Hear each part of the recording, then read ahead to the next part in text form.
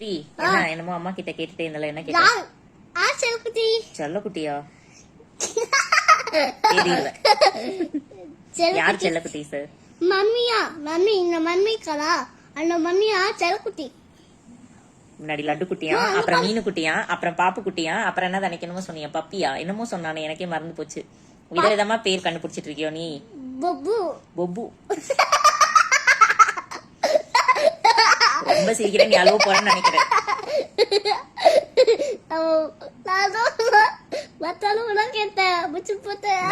மசால் சுண்டல் செஞ்சு வச்சுட்டு கொஞ்சமா தின்னுட்டு எனக்கு போதும் போதும் சொல்லிட்டு இன்னைக்கு மசால் சுண்டல் வச்சிருக்கியான்னு கேக்குறான்.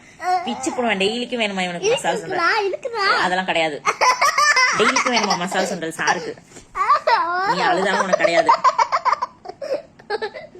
அவ்வளவு சரி, உண்மையாலுமே கேக்குறேன். அம்மா மசால் சுண்டல் நல்லா இருந்துச்சா இல்லையா?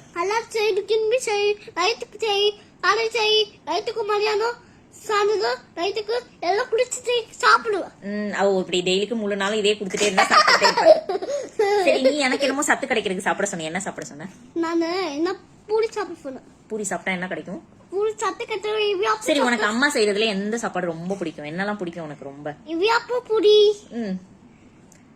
அப்புறம் மதியானத்துல சாப்பாடுல தக்காளி சாதம். தக்காளி சாதம் பிடிக்குமா?